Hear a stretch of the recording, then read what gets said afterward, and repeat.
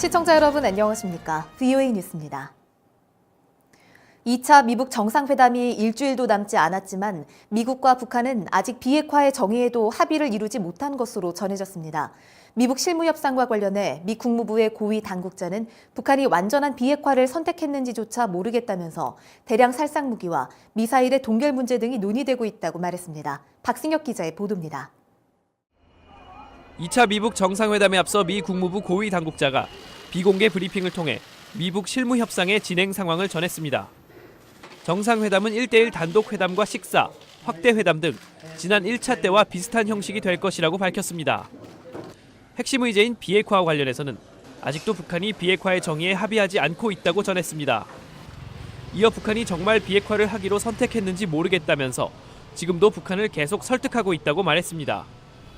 그러면서 일주일 남은 회담 전까지 우선적으로 논의될 사안으로 비핵화의 정의, 대량 살상 무기와 미사일 프로그램의 동결, 단계적이되 신속하고도 큰 조치의 비핵화와 북한 경제 지원 등을 언급했습니다.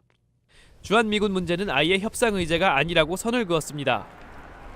이런 가운데 궁극적으로 북한 비핵화를 보길 원하지만 서두를 필요가 없다고 한 트럼프 대통령의 발언은 정상회담 결과에 대한 기대치를 낮추려는 것이란 분석이 나왔습니다. I think it does go along with kind of this overall trend we've seen of kind of lowering the bar. I think there's a lot of pessimism as to what will actually be accomplished at the summit, as well as some concerns. 미북 대화가 북한의 의도대로 북한이 시간을 버는 쪽으로만 흘러가고 있다는 지적도 나옵니다. It shows you that the North Korean leader has ensnared President Trump into this process of negotiations without reaching a resolution. 정상회담 전까지 미북 실무협상은 계속 이어질 예정입니다. 북한이 비핵화에 대한 올바른 선택을 하면 미국이 모든 인센티브를 제공할 것이라고 거듭 밝히고 있는 가운데 남은 기간 북한이 어떤 선택을 할지 주목됩니다. VOA 뉴스 박승혁입니다. 백악관이 2차 미북 정상회담에 앞서 북한이 플루토늄과 우라늄 농축시설 해체를 약속했다고 밝혔습니다. 백악관은 다음 주 미북 정상회담과 관련한 보도자료를 통해 이같이 밝히고 2차 미북 정상회담은 두 정상의 싱가포르 약속의 추가 진전을 만들기 위한 것이라면서 미국과 파트너들은 대북 투자 유치와 인프라 개선, 식량 안보 증진과 그 이상의 방안을 탐색할 준비가 돼 있다고 밝혔습니다. 북한 김정은 위원장의 경제개발 정책에 영향을 미치는 세력으로 북한 내 신흥 부자 계층인 이른바 돈주들과 특권층들이 있다고 미국 내 전문가가 분석했습니다. 이들은 남한과의 통일을 원하지 않을 것이란 지적도 있습니다. 조은정 기자입니다. 김정은 위원장이 경제를 강조하고 있는 정책 결정의 배경에는 새로운 특권층이 있다고 해군 분석센터의 켄 고스 적국 분석국장이 분석했습니다. 북한 내 지도부를 분석하는 고스 국장은 이들 특권층은 북한의 신세대 권력층으로 20대에서 40대이며 주로 외화벌이에 관여하고 있고 일부는 김 위원장의 개인 비서진을 구성하고 있다고 지적했습니다. Many people within Kim Jong-un's personal secretariat hail from this kind of group of people. These are people who are the sons and daughters of the elite.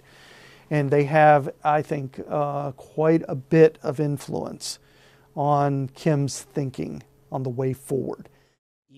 북한 관영 매체들이 김 위원장이 신년사를 통해 언급한 경제 발전을 위한 총력 태세를 거듭 강조하고 있는 가운데 새 특권층의 영향력은 큰 것으로 추정됐습니다. These are the people that are pushing him toward the economy as being the focus of North Korea's future.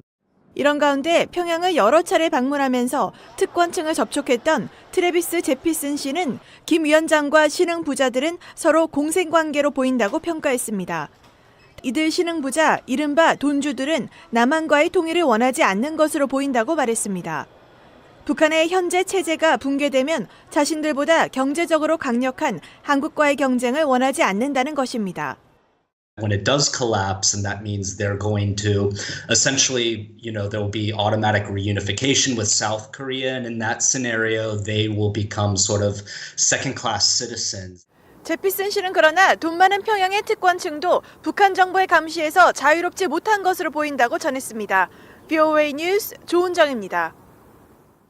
마이크 폼페오 미 국무장관은 1989년 베를린 장벽이 무너진 것처럼 북한도 어느 날 갑자기 변화할 수 있다고 말했습니다. 폼페오 장관은 21일 미국 폭스 방송 인터뷰에서 북한이 당장 비핵화할 것이라고 믿느냐는 질문에 자신이 동독 국경 근처에서 군복무하던 시절을 언급하며 이같이 답했습니다. 또 당시 아무도 베를린 장벽이 무너질 것이라 예상 못했다며 우리의 대화 노력과 대북 제재로 언젠가 북한에도 그런 날이 올 수 있다고 말했습니다. 미국인 10명 가운데 7명 이상은 대화 노력에도 불구하고 북한의 비핵화 달성은 어려울 것으로 보는 것으로 조사됐습니다.